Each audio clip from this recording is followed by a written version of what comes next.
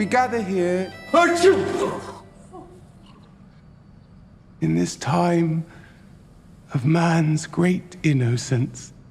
Innocence? Innocence? No?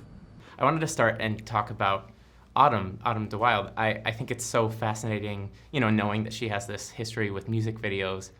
There's a lot to this film that feels very musical in the way it moves and choreographed almost. I wondered if it, as an actor in her movie, did it feel different to you? The reason I'm in the movie is because I met Autumn de Wilde, and she spoke about it in a way that I've never heard anybody speak about anything before. She's very unusual and extremely smart. One of the first things she did was to screen Bringing Up Baby, the Cary Grant, Katharine Hepburn movie, for the whole of the cast, to give them a tonal reference for the kind of what she called screwball comedy element that she wanted to include in the movie. She has, as you say, she's directed music videos with Florence and the Machine, Jack White, Elliott Smith, Ryan Adams, Shelby Lynn, all kinds of people, and she's sort of done everything except a movie. She's done Prada commercials, she's an eminent photographer. Everything in the frame of this movie is meticulously attended to, as a photographer might. So she has all of those skills. The only thing she hadn't done was make a feature film, and now she has, so it's great.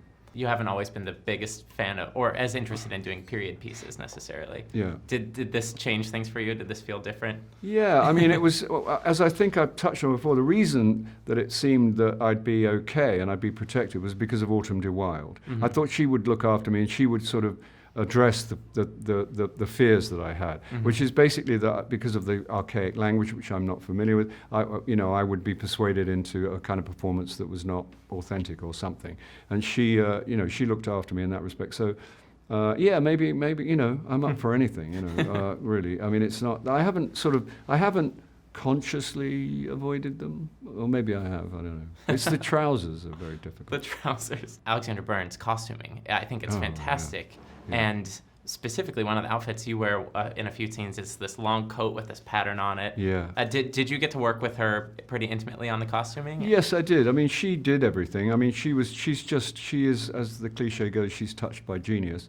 She's the Oscar-winning costume designer. And she handed me, I mean, they're gifts, just from the performance point of view. Of course. That and my overcoat, which was like an acre of cashmere. She said, don't tell anyone it's cashmere, it's kind of outrageous. And everybody looked fabulous and very, very, I mean, she's really something. It was brilliant.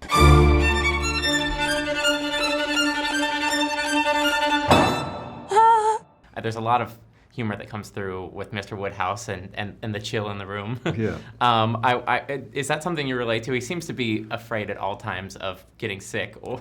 Well, in 1815, they were frightened of getting sick because, more often than not, it would kill you. You got a common cold, it would kill you. People died of influenza, So he could be forgiven to some degree, but he is what they call, I mean, I didn't know, I'd never heard of this word before, but he is apparently a valetudinarian, which is someone who's obsessively concerned with other people's health. Huh. So it's extreme. But he's been a single parent for a long time, so it's a sole responsibility. And, but he's just a good old-fashioned father who adores his daughter.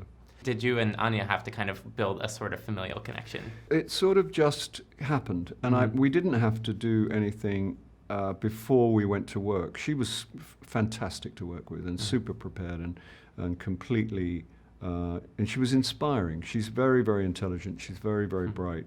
And as soon as you started working with her, you realized that you were working with somebody who'd paid a great deal of attention and had done an enormous amount of work before she got there.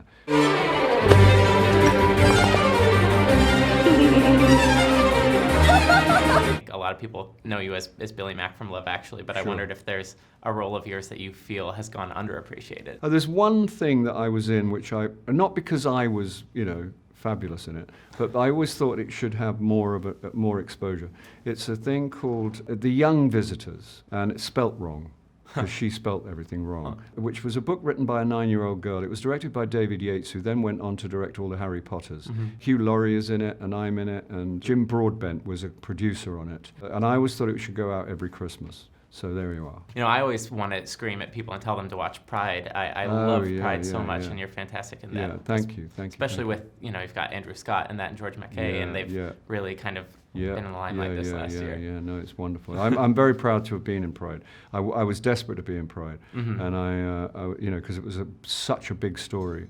If you live in Great Britain, it was one of the big stories, Sure. you know, and nobody knew that story. It concerns itself with a couple of things that are close to my heart. One was the miners' strike, which was so badly represented at the time. You never got any sense out of any of the newspapers or anything. And to have an honest story about those decent men and women finally is something to be involved in. If your grandchildren were to ask you what you were obscurely proud of, you know, the developments in your lifetime, it would be the, to some degree, emancipation of gay men and women in my lifetime, and obviously the civil rights movement in America. You know, those would be a couple of things you didn't get in the way of. You know, I mean, nothing to do with me, except I didn't hinder them.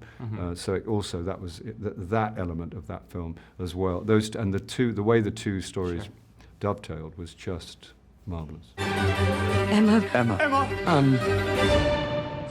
Probably no second provision at all. Certainly no respectful relation.